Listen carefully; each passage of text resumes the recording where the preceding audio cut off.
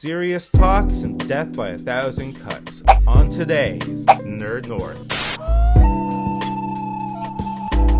Alright, Nerd North, time to gather around. Not such a funny one today. It's time for you and Papa North to have a little talk about Zack Snyder's Justice League and where it fits into the bigger continuity of what is now Warner Brothers Discovery. It might not be a popular opinion, but I think it's time for the Snyder-verse to die. But let's have a discussion today and see where we can meet up at the end of it. Come on, Nerd North, let's just talk. I just want to talk to you about why I think Zack Snyder's Justice League needs to die. I am tired with the franchise, tired with the pushy fandom. I think it's time to go.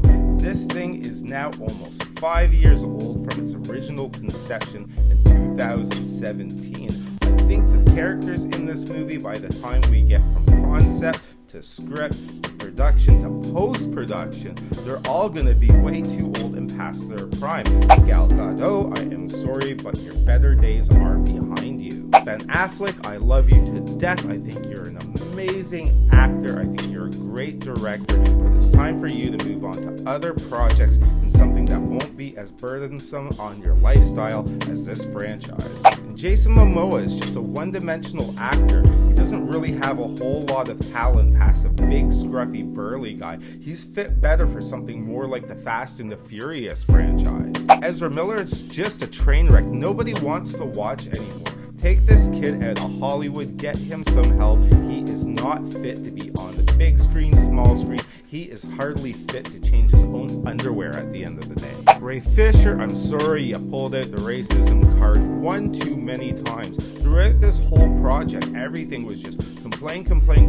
Nothing went my way. They pulled you off of multiple projects after becoming a problem employee, and I really think it's time to reconsider your acting career, where your head's at, where your soul's at, before you make any more steps further and make yourself look like a fool. And Henry Cavill, like Affleck, I love you to death. I think you're a phenomenal actor. You seem to be one of the most realist, kindest people in all of Hollywood. The way you were treated by Warner Brothers, trying to promote the character and constantly being put down and on the back burner, you owe this company nothing. It's time for you to move on with your life and make better strides than what was offered to you by this company.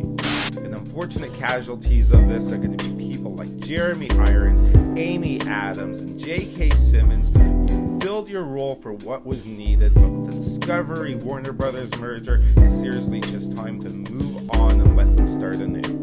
Now let's talk about other tie-in movies to this franchise that wound up being dumpster fires at the box office, further complicating problems. We started off with 2016 David Ayer's Suicide Squad. It only grossed $166 million and got a 58% on Rotten Tomatoes. Now 2020 Birds of Prey did better, but $200 million at the box office was hardly a success, and it only scored a 78% fresh on the Rotten Tomatoes scale. Furthermore, they rebranded the film while in theaters to be Birds of Prey, the Fantabulous Emancipation of Harley Quinn, literally changing posters on the wall while theater goers walked by it. In 2021, James Gunn's Suicide Squad that only grossed a measly $167 million at the box office and was rated 90% fresh on Rotten Tomatoes. Are you trying to make a serious franchise, or are you trying to make romper room? Numbers like these are garbage. CEOs and investors take a look at this and say, what are you doing with my money and what's my return on it? Now, Patty Jenkins' Wonder Woman was a success at the box office. I think it arrived just in time for the Me Too movement, so there was a lot of hype around women empowerment at the time. But her follow-up sequel, Wonder Woman 1984, was just yet another disappointment, only $166 million at the box office. This is just not acceptable, especially for one of the trinity of DC Comics. Wonder Woman going down to $166 million is laughable. Poor plot points, poor directing, poor story. It was just something nobody was really interested in. But the Restore the Snyder-verse chants got louder, and eventually Warner Brothers caved and gave Zack Snyder his chance to complete his coveted Justice League. And although I was excited for the movie at the time and did sit through the almost 6 hours it was, I found at the end of the day it was mostly filler, things I didn't need to see or things that were not necessary to the story going forward. Yes, there were some great things like the inclusion of the dark side and the new lantern, but overall disappointed in the product. And let's be honest, with all these different storylines, convoluted characters, and story arcs, is just something that just doesn't gel together for a cohesive product. And while there was a very successful Joker film in between with Joaquin Phoenix and a somewhat successful Batman starring Robert Pattinson, really these movies are band-aid fixes that won't do anything for the overarching storyline of the Justice League. Standalone movies can be great, but at the same time they can be a double-edged sword taking away from the main focal point, which is your Justice League storyline. Now with the merger of Warner Discovery, everybody's world just got flipped upside down. Things are about to get back crazy. And recently, new CEO of Warner Discovery, David Zaslav, has been on the record saying he is looking for his Kevin Feige type guy. And if he is looking for him, that tells me he is not looking for Zack Snyder, or rumors of that discussion would already be out there.